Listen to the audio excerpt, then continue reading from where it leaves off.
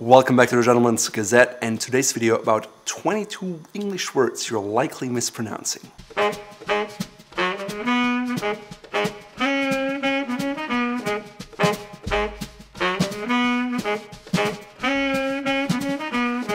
As you probably know, I'm not an English native speaker, but my dad's from Brazil and my mom is from Germany, where I grew up. So how can I tell you how to pronounce something in English?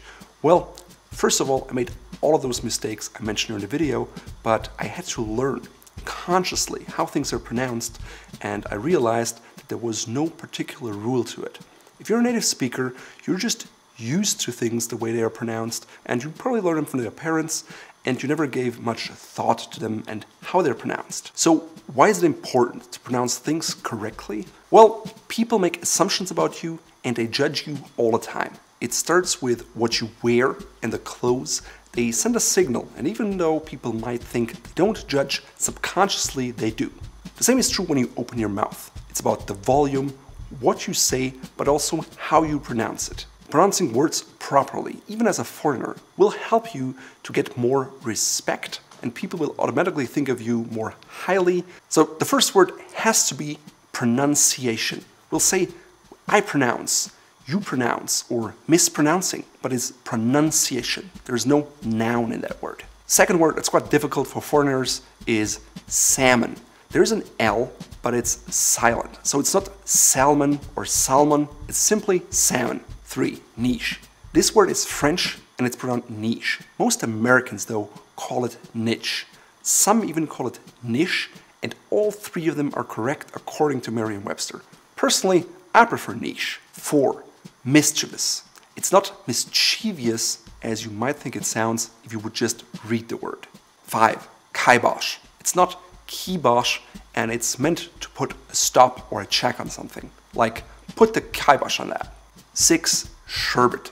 Some people say sherbet because they think about sorbet, and they're similar things. They're sweet, they're desserts, but the one is called sherbet and the other one is called sorbet. 7. Antarctic. It's pronounced the way it's written with a C. It's not Antarctic. 8.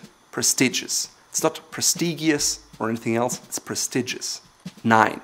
Banal. It means as much as boring or interesting, and it's not pronounced banal, it's banal. 10. Peremptory. It's not preemptory, it's peremptory. 11. Realtor. This can be a false friend for many foreigners because they see the O and think it's called realtor, but it's not, it's realtor.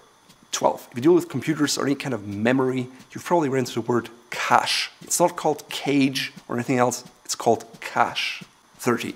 If you read it, you might think it's called epitome. However, it's called epitome. So, very unusual, but it's called epitome. 14. Espresso. It's pronounced the way it's written. There's no X in there. So it's not espresso, it's espresso. 15. It's a Latin way to mean and so forth. It means etc. It's not etc, it's etc. If you're in German, you probably pronounce it etc. 16. Affidavit. It's not affidavit like the name, it's affidavit with a T. 17. Cavalry. It's not cavalry or chivalry, it's cavalry. 18. Dilate. It's not dilate or dilate, it's dilate. 19. If you are taking animated pictures with your phone, it's called a GIF, not a GIF. A GIF. 20. It's not called albeit, it's albeit. 21. That one can be different for foreigners. It's not called coupe, it's called a coup with a silent P. 22. Debris. It's a silent S. It's not debris or debris, it's debris. Alright, if you're ever unsure about how to pronounce a word properly, I suggest you can go to Google, type it into the dictionary, and it usually gives you a little sound button so you can specifically listen to what it's called. Pronunciation.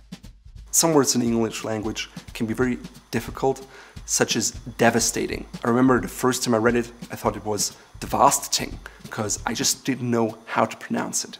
But using Google Dictionary is a great help.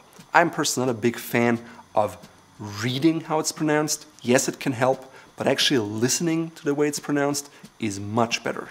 Devastating.